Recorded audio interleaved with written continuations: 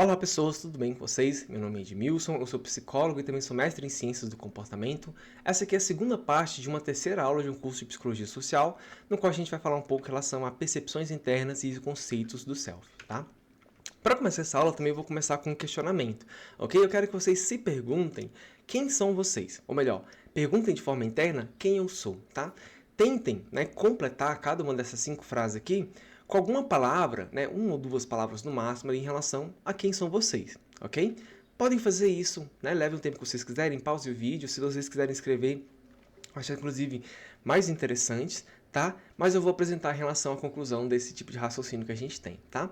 Muitos de vocês vão se descrever com algumas características, como por exemplo, eu sou uma pessoa inteligente, eu sou alto, eu sou baixo, eu sou uma pessoa cristã, eu sou brasileiro, eu sou uma pessoa triste, tá? Cada uma dessas formas que a gente avalia, em relação a como que a gente é, ou melhor, quem a gente é, vai indicar alguns aspectos, como por exemplo, quando eu digo que eu sou inteligente, eu falo em relação a uma percepção que eu tenho em relação à minha própria competência, Quando eu digo que eu sou alto, que eu sou baixo, que eu sou feio, que eu sou bonito, eu estou fazendo uma avaliação em relação às minhas características físicas. E quando eu digo que eu sou cristão, por exemplo, eu estou falando em relação ao meu alinhamento moral, religioso, meu estilo de vida, tá? Quando eu digo que eu sou brasileiro, que eu sou argentino, que eu sou europeu, eu estou falando em relação a uma cultura e também a um local onde eu vivo que reflete em relação àquilo que eu sou, ou melhor, a quem eu sou, tá? E quando eu digo que eu sou triste, eu estou falando em relação à percepção interna, em relação ao meu estado emocional, tá? Tudo isso aqui está relacionado ao que a gente chama de autoconceito, que é basicamente como as pessoas se autodefinem, descrevem e também se identificam, tá? O autoconceito ele pode variar tanto de uma perspectiva positiva quanto negativa, tá? Eu posso dizer que eu sou uma pessoa bonita ou eu posso dizer que eu sou uma pessoa feia, tá? Eu posso dizer que eu sou uma pessoa inteligente ou eu posso dizer que eu sou uma pessoa não inteligente, ok? E aí, o autoconceito, tá? Ele é um conceito, ou melhor, um esquema que está relacionado ao que a gente chama de self, tá? O self, numa tradução do inglês, significa basicamente o eu mesmo, que seria essa percepção que a gente tem em relação a nós mesmos, em relação ao nosso funcionamento, em relação à forma como a gente percebe a si mesmo e como a gente se coloca no mundo, no qual constitui, esse ser que a gente identifica como eu, ok? Parece meio filosófico e é um pouco, tá?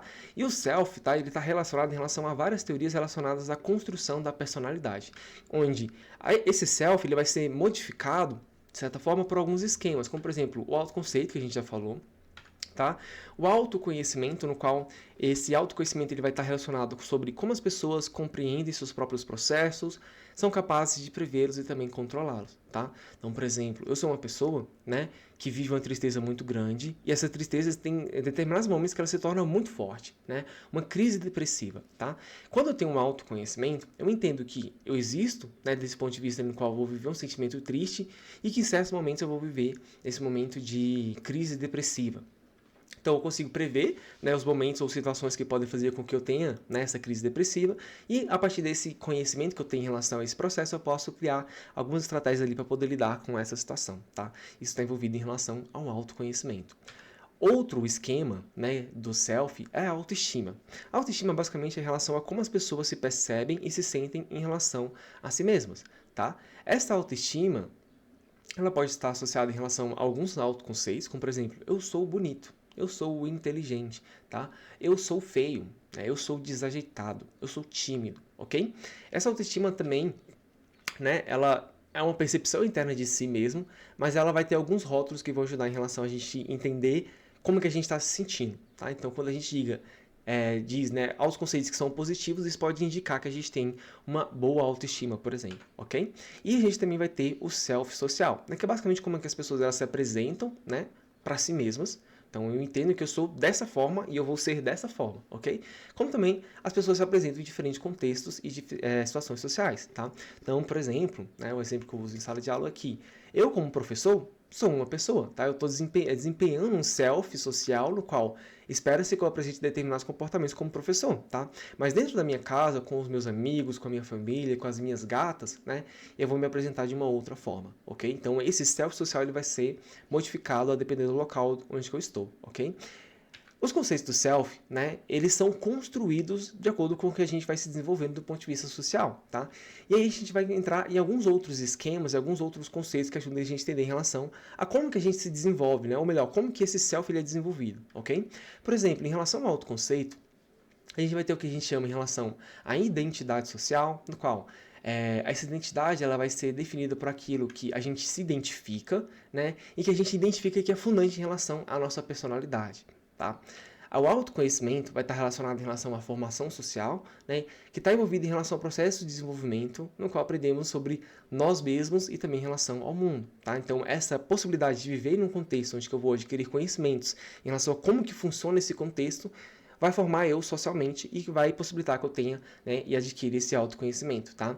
A autoestima, né, ela vai ser muito influenciada por aquilo que a gente chama de comparação social, no qual a forma como a gente observa as pessoas à nossa volta vai modificar, né, em relação a como a gente percebe a si mesmo, né? Então, a gente vai conseguir estabelecer alguns parâmetros de comparação em relação ao nosso próprio comportamento, em relação ao nosso próprio estilo de vida. E o self-social vai estar muito relacionado em relação aos papéis sociais que a gente desempenha, tá? Então, em relação aos locais, às situações que a gente vive, tá? Como que esse comportamento ele vai variar de situação para situação. Novamente, tá? Eu tenho um papel que eu posso ser um papel de professor e eu tenho um papel onde eu posso ser pai de pet, tá? Que eu vou cuidar dos meus gatinhos, vou ficar fazendo baby voice ali com os meus gatos, tá? Então são papéis sociais diferentes que a gente vai desempenhar, né? A depender de cada uma dessas situações, certo?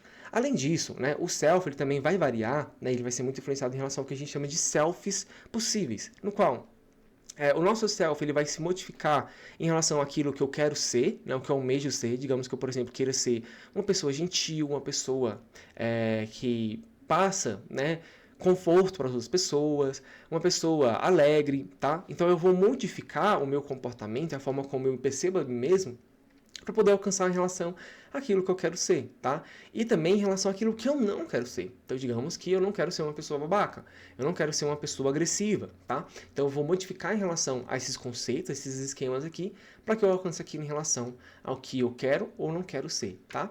E isso também vai ser muito influenciado em relação a situações de sucesso e fracasso dentro do meu contexto social, tá? Então, por exemplo, eu me apresento como um professor que é um professor super carrancudo, né? Porque eu quero ser um cara que vai puxar o pé dos meus alunos para que eles aprendam de fato, tá? Esse self pode ser que eu seja bem sucedido, no sentido que eu consiga alcançar aquele objetivo que eu quero, tá? Que é fazer com que os meus alunos aprendam, ou muito negativo, no qual os meus alunos eles vão ficar completamente desinteressados da minha aula justamente porque eles não vão gostar da minha figura, né? Eles vão ficar muito desinteressados justamente porque uma pessoa grosseira não passa para eles conforto, para eles se sentirem confortáveis dentro da sala de aula. Alguns alunos podem trancar a matéria, trocar de professor, justamente por causa que esse self que eu criei, né, que vai desempenhar um papel social ali de um professor carrancudo, brabo, né, exigente, pode fazer com que eu seja bem avaliado ou mal avaliado, tá? E diante dessa avaliação que eu vou sofrer das outras pessoas, né, eu posso, né, reforçar esse self no qual é isso mesmo, né? Então você é um cara bem carrasco mesmo, porque é isso que eu quero ser, né? E quem gostar, gostou, e quem não gostar, não gostou. Ou fracasso, no qual, olha, eu realmente estou vendo que essa estratégia em relação ao que eu estou tomando aqui dessa postura como professor não está funcionando, eu vou rever em relação a essa postura, ok? Então a gente vai ter essas situações de sucesso ou fracasso a depender em relação a como que a gente se coloca do ponto de vista social, tá? E também, né, o aspecto cultural também vai influenciar muito em relação a esse self, no qual se a gente faz, por exemplo, parte de uma cultura que é individualista, né, a gente vai definir a nossa identidade a partir dos nossos próprios interesses. Então, né, eu sou uma pessoa que é mais autocentrada, né, uma pessoa, né, não leve a mal essa palavra, mas uma pessoa mais egoísta no qual eu tenho os meus interesses, eu tenho os meus objetivos e eu vou desenvolver o meu self de acordo com esses interesses, tá? Isso vai variar nas pessoas que, por exemplo, vivem em sociedades que são mais coletivistas, no qual a identidade da pessoa, né, vai variar muito de acordo com a sociedade que ela vive, né, dos pontos de vista coletivos e sociais que fazem parte ali em relação àquela cultura, tá? Então, tudo isso aqui vai influenciar em relação ao que a gente chama, né, dos conceitos do self ou esquemas do self, né, e vão estar relacionados em relação a como que a gente constrói a nós mesmos, ok? O conceito do self, né, ele vai estar muito relacionado ao que a gente chama de inteligência emocional, no qual a inteligência emocional, né, vai ser relacionada ali em relação à capacidade que a gente tem para poder lidar com as nossas próprias emoções, tá? E aí, né, essa inteligência emocional ela vai estar altamente relacionada em relação a como que a gente se constrói, ok? Por exemplo, né, dentro da inteligência emocional a gente vai ter um esquema chamado de autoconsciência, que seria justamente a compreensão do sujeito e das suas próprias possibilidades, das suas emoções, dos seus limites, dos seus valores, né, e das suas motivações né, de uma forma que ele tenha uma consciência em relação a quem ele é, né, em relação a como ele vai se colocar na sociedade, tá? O que é esperado dele da sociedade e como que ele vai corresponder a essas expectativas de uma forma funcional, tá? Quanto maior o nível de inteligência emocional, maior seria o nível dessa autoconsciência, ok? A questão da autogestão também, né, seria justamente essa capacidade de gerenciamento das próprias emoções, né, isso vai acontecer nesse diálogo interno, né, justamente para conseguir uma clareza mental. Então, como eu disse, né, as pessoas elas podem viver, por exemplo, ansiedade, tá? E quando eu vivo essa ansiedade, eu tenho conhecimento em relação a como funciona essa minha ansiedade, quais são as situações que evocam essa ansiedade, que eu posso tentar criar alguma estratégia para poder lidar de forma mais efetiva com essa ansiedade, tá? A consciência social, que seria justamente a capacidade de perceber o que se passa com o outro, tá? A gente tem, quando a gente fala sobre inteligência emocional, a gente está falando não só em relação a essa autoconsciência que percebe os próprios processos, mas também em relação aos processos dos outros também, o que possibilita que a gente consiga estabelecer comunicação e interações sociais que são mais efetivas, tá? E também a nossa capacidade de administração de relacionamentos, que é justamente a nossa capacidade de lidar com as emoções alheias a partir da consciência em relação às nossas próprias emoções, tá? Isso aqui é bastante interessante quando a gente pensa em relação a relacionamentos, tá? Então, os sentimentos e as emoções que as outras pessoas vão se manifestar, né? As expectativas que elas vão se manifestar, né? Vai interagir em relação a como eu me percebo e como eu me coloco dentro daquela relação, tá? Isso pode ser positivo ou negativo e pessoas que têm uma alta inteligência emocional vão conseguir administrar bem, né, em relação a esses sentimentos internos, né, em comparação, né, em contraste ali, com os sentimentos das outras pessoas também, ok? E tudo isso aqui vai estar muito relacionado em relação a como as pessoas elas se constroem, tá? Então, quanto maior essa inteligência emocional, isso vai ter afetos em relação ao autoconceito, à autoestima, à autodeterminação das pessoas e vai influenciar em relação à formação da personalidade dessa pessoa também, tá? Vamos pensar no exemplo em relação a como isso acontece, né? E como isso pode acontecer de uma forma disfuncional. Na verdade, eu enganei o slide aqui. Vamos pensar numa pesquisa que foi feita, né? Depois a gente volta em relação a como isso pode acontecer, tá? Uma pesquisa que foi feita pelo Lee, né, em 2016. Basicamente, ele pegou sociedades, né, que eram coletivistas e individualistas para poder avaliar em relação à capacidade das pessoas poderem identificar emoções, tá? Então, eles apresentavam essas imagens aqui para as pessoas e eles perguntavam, né, qual é a emoção da pessoa no centro da figura, tá? As pessoas tinham que dizer, então, se a pessoa estava feliz, contente, triste, ok? E aí ele apresentava essa imagem, tá, para as pessoas, e depois ele apresentava uma outra imagem e eles faziam a mesma pergunta. Tá? Então, a pessoa no centro aqui, qual é a emoção que ela está sentindo? O que ele observou nesse estudo, basicamente, foi que nas sociedades coletivistas, né, as pessoas, né, elas avaliavam, basicamente, a primeira imagem ali como tendo uma maior felicidade em relação à pessoa do centro, né, enquanto pessoas, né, que viviam em sociedades coletivistas, né, que são basicamente sociedades asiáticas, eles avaliaram esse rosto aqui com uma menor felicidade, né, justamente porque eles não olhavam somente para o rosto central, mas também para os rostos que estavam atrás, né, que estavam no background aqui dessas duas pessoas, né, e inferiam o sentimento de uma forma mais holística, né, no sentido de que essa capacidade de reconhecimento das emoções, né, ela é influenciada muito pelo contexto no qual as pessoas estão inseridas, principalmente no contexto social, tá? E nas sociedades individualistas, né, basicamente, eles avaliavam o mesmo nível de felicidade dessas pessoas justamente porque eles olhavam somente para o centro da imagem, ou seja, somente para o rosto da pessoa no centro no qual elas eram perguntadas, tá? E eles fizeram, né, um rastreamento ocular dessas pessoas, no qual eles identificaram, né, que dentro das sociedades coletivistas, né, que eram sociedades da Ásia, né, as pessoas elas passavam mais tempo olhando justamente para esses rostos que ficavam, né, no fundo da imagem para poder fazer esse julgamento, tá? Enquanto sociedades que eram mais individualistas, né, eles passavam maior parte do tempo olhando somente para o rosto central e fazer esse julgamento somente a partir do rosto central dessas pessoas, ok?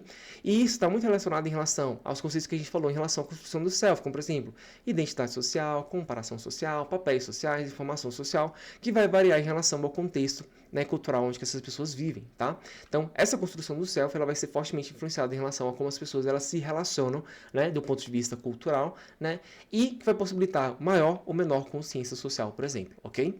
E aí, né, a gente vai ter, ainda pensando em relação a essa diferença de sociedades individualistas e coletivistas, né, o que a gente chama de self-independente e self-interdependente, no qual em sociedades individualistas, né, as pessoas elas vão ser pouco influenciadas em relação ao contexto social onde elas vivem, ou melhor, em relação a uma relação que elas têm com as outras pessoas, como por exemplo, a família, os amigos, a faculdade, o trabalho, vai ter pouca influência em relação à construção de si mesmas, tá?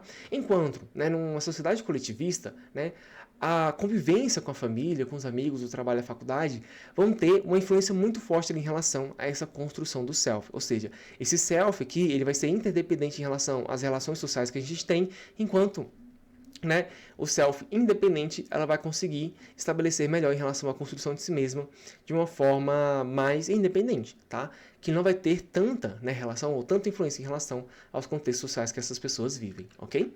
E aí, né, agora sim, vamos pensar no slide em relação a como isso pode acontecer, tá? Então, pensando em relação àqueles conceitos do self, vamos pensar em relação a uma construção, do ponto de vista social, dessa masculinidade dentro de uma criança, tá? Então, né, dentro da nossa sociedade, algumas características relacionadas ao conceito que essas crianças precisam desenvolver são estimuladas, né? Para uma criança ela ser máscula, né, ela precisa ser uma criança forte, bruta, decidida, né, que tem que ter um nível ali de impulsividade, de impetuosidade, né? O autoconhecimento dessa pessoa, né, vai ser sustentado em relação à ideia de que o homem ele sustenta, o homem ele não leva desaforo para casa, o homem ele é a pessoa que decide, que toma as decisões, tá? A autoestima desse homem vai ser estabelecida em relação à ideia de que, por exemplo, o homem, para ser másculo, né, ele precisa ser um homem pegador, um homem de sucesso, um homem rico, um homem que não demonstra as emoções, ou melhor, um homem não emotivo, tá? Que vai guardar essas emoções para dentro de si. E o self social, né, em relação aos papéis sociais que essa pessoa vai desenvolver, vai se basear na ideia de que um homem precisa ser provador, trabalhador, pai, esposo, marido, né, entre alguns outros conceitos, tá? O que isso aqui mostra pra gente, basicamente, é uma construção de uma ideia corrompida de masculinidade, tá? Que vai ter consequências muito sérias ainda na sociedade, como, por exemplo, né, casos de agressão doméstica, casos de agressões dos filhos, casos de abuso sexual, tá? Então, os homens em si que constroem esse self de uma forma disfuncional vai ter implicações sérias em relação ao funcionamento deles dentro da sociedade, certo? Além disso, tá? A gente está falando muito em relação a como a gente é construído, em relação a esses conceitos, esses esquemas, tá? E uma pergunta interessante a gente se fazer é em relação se a gente consegue conhecer em relação ao nosso próprio funcionamento, tá? Então, se eu fizer uma pergunta para vocês em relação a quanto tempo levaria para vocês estudarem para uma prova de psicologia social, pensando em relação a todo o conteúdo que a gente está vendo nesse curso, né? Ou quanto tempo você precisaria para montar um projeto de pesquisa sobre psicologia social, ou quanto tempo você precisaria para poder estruturar uma apresentação para uma disciplina, certo? Muitas pessoas, né, se baseiam na ideia de que eles vão fazer uma estimativa de tempo baseada nas experiências anteriores. Então, eu cursei a disciplina de História da Psicologia, né? E eu estudei essa disciplina em 3 horas, tá?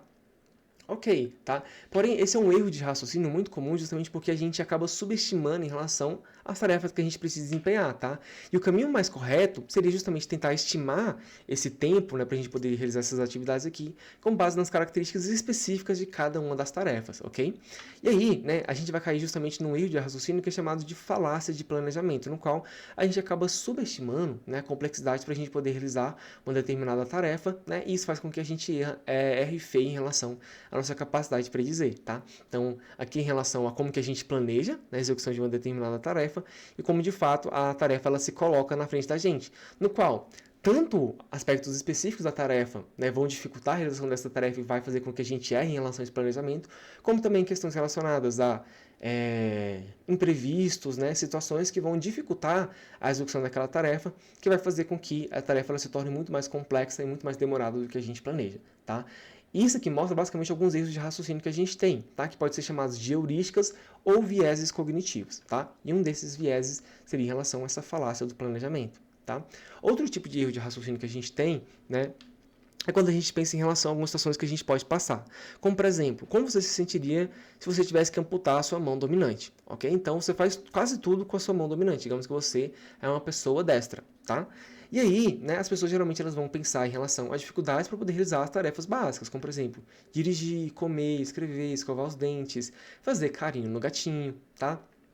E as pessoas elas vão ter um pensamento catastrófico, né, em relação ao quanto que isso vai impactar a sua felicidade, tá? Então eu vou perder uma funcionalidade muito grande em relação à minha vida, tá? E isso vai fazer com que eu me torne, por exemplo, uma pessoa muito triste, justamente porque eu estou perdendo uma funcionalidade, né, que eu sempre fui acostumado a ter, tá? Mas a pergunta-chave em relação a esse raciocínio aqui é por quanto tempo você vai apresentar esse sentimento de tristeza, tá? Esse sentimento de tristeza ele pode acontecer, mas no geral ele tem um determinado tempo e a gente quando a gente tem esse tipo de raciocínio, a gente tende a superestimar em relação ao tempo que a gente vai levar para poder superar essa dificuldade, ok?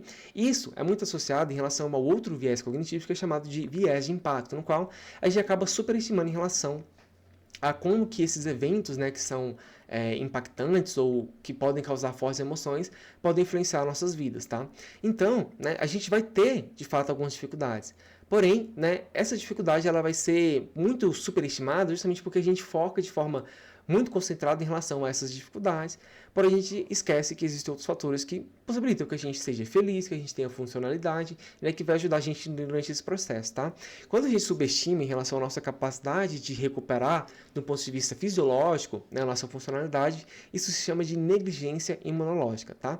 E quando a gente subestima em relação à nossa capacidade psicológica, né, de ressignificar essa situação e viver de uma forma mais funcional e mais feliz, isso se chama de resiliência psicológica, e tudo isso está envolvido em relação a esse viés cognitivo que é chamado de viés do impacto, certo? E aí, né, o viés do impacto, ele também está relacionado em relação ao contrário, né? Então, em relação à nossa percepção de felicidade, tá? Se você está assistindo esse vídeo aqui, muito provavelmente você é um estudante de psicologia, tá? E você está vivendo um momento de muita ansiedade, muita tristeza, somente que você está passando por um processo de formação, que é um processo difícil e desafiador, certo? Porém, você infere, né, que depois que quando você terminar esse processo, né, que você conseguir a tão desejada formatura, você vai se sentir melhor, você vai se sentir mais feliz, tá? Porém, né, essa percepção de felicidade ela é temporária, no sentido de que a gente vai voltar para um estado de funcionamento normal, né? No qual essa felicidade ela não vai estar tão eminente, né? Ela não vai estar tão sobressaída como no momento que você se forma, ok? E aí, né, você pode começar a trabalhar, e quando você começar a trabalhar, você vai entrar dentro de uma rotina normal, tá? Quando você entra dentro dessa rotina normal, você vai começar a pensar em relação a como que você pode, né, alcançar novamente um sentimento de felicidade. Como, por exemplo, você pode querer comprar sua casa nova, trocar de carro, fazer uma viagem dos sonhos, tá? Então, esse viés do impacto, ele também está relacionado em relação a como que a gente percebe que algumas conquistas que a gente vai ter na nossa vida vai fazer com que a gente se torne mais felizes, tá? Porém, né, essa felicidade, no geral, ela é sempre temporária, tá? Isso aqui está muito associado com uma ideia que a gente tem, que é uma ideia pregada ali pelo Schopenhauer, onde ele descreve o mundo como vontade, né? Então ele vai descrever em relação a bens relativos, né, que a gente procura para poder saciar nossas vontades, porém a gente nunca consegue. Então a gente sempre vai viver, né, na perspectiva de Schopenhauer, num estado de tédio, de tristeza e de sofrimento. Então a vida não tem sentido. Porém quando a gente é colocado dentro de uma situação que vai trazer um pouco de felicidade, né, a gente acaba esquecendo um pouco em relação a esse sentimento, porém logo em seguida a gente volta para esse sentimento, tá? A mesma coisa em relação a quando a gente compra um lanche gostoso. Então, o mundo é um local cruel e injusto. Não há harmonia no universo. A única constante é o sofrimento, tá? Minutos depois a gente compra aquele lanche extremamente gostoso, a gente vive um momento de extrema felicidade, né, e de satisfação. Porém, né, depois de passar um tempinho a gente vai voltar para esse estado natural que a gente tem aqui, que é um estado de tédio e tristeza, tá? E aí entra uma das máximas do Schopenhauer, né, que ficou bastante famosa aí no TikTok recentemente, que é: a vida é uma constante oscilação entre a ânsia de ter e o tédio de possuir, certo? Gente, essa aqui foi a aula, tá? Na próxima aula a gente vai falar um pouco em relação à autoestima, autoeficácia e autoapresentação. Eu vou ficando por aqui. Muito obrigado por você assistir o vídeo até aqui. Valeu, falou e até mais.